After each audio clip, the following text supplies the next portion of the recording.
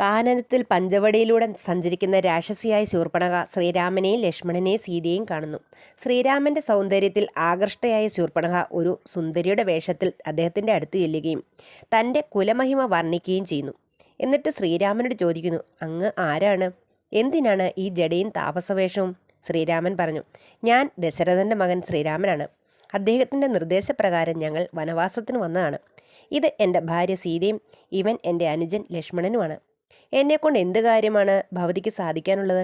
അപ്പോൾ ശൂർപ്പണഖ പറഞ്ഞു, അങ്ങ് എന്നെ വിവാഹം കഴിക്കണം. ഇത് കേട്ട ശ്രീരാമൻ പറഞ്ഞു, ഞാനിങ്ങനെ തപോധന വേഷമൊക്കെ ധരിച്ച് ഓരോ കാനനം തോറും നടക്കുന്നവനാണ്. ഈ ജാനകി എൻ്റെ ഭാര്യയാണ്. അവളെ ഞാൻ ഒരിക്കലും ഉപേക്ഷിക്കാൻ പാടില്ല. നീ ലക്ഷ്മണൻ്റെ അടുത്തേക്ക് ചെല്ലൂ. അവൻ സുന്ദരനാണ്. സുന്ദരിയായ നിനക്ക് ചേരുന്നതും അവനാണ്. ഇത് കേട്ട ശൂർപ്പണഖ ലക്ഷ്മണനോട് പറയുന്നു, അങ്ങ് എന്നെ ഭാര്യയായി സ്വീകരിക്കണം. ലക്ഷ്മണൻ ചിരിച്ചുകൊണ്ട് ശൂർപ്പണഖയോട് പറഞ്ഞു, രാമൻ്റെ ദാസനാണ് ഞാൻ. നീ ദാസിയാകേണ്ടവളല്ല. നീ ജ്യേഷ്ഠനോട് പറയൂ. നിന്റെ ഗുണങ്ങളൊക്കെ പറയുമ്പോൾ അദ്ദേഹം നിന്നെ സ്വീകരിക്കും. ഇങ്ങനെ പറഞ്ഞപ്പോൾ വീണ്ടും ശ്രീരാമൻ്റെ അടുക്കൽ ചെല്ലുന്നു. ശ്രീരാമൻ പറഞ്ഞു, ഒരുത്തനായാൽ ഒരുത്തി വേണം. അതിന് ഇവളുണ്ട് എനിക്ക്. അവൻ ഒരുത്തി വേണമെന്നും പറഞ്ഞ് ഇങ്ങനെ തിരഞ്ഞിരിക്കുമ്പോഴാണ് നിന്നെ കിട്ടിയത്. അങ്ങോട്ട് ചെല്ലൂ. ഇങ്ങനെ രണ്ടുപേരും ഓരോന്ന് പറഞ്ഞ് അങ്ങോട്ടും ഇങ്ങോട്ടും പറഞ്ഞു വിടുന്നു.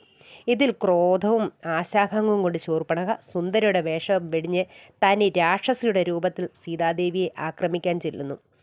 പെട്ടെന്ന് രാമൻ തടുത്തു നിർത്തിയ നേരം കൊണ്ട് ലക്ഷ്മണൻ ചാടി വന്ന് അവളുടെ കാതും മുലയും മൂക്കും എല്ലാം ഛേദിക്കുന്നു.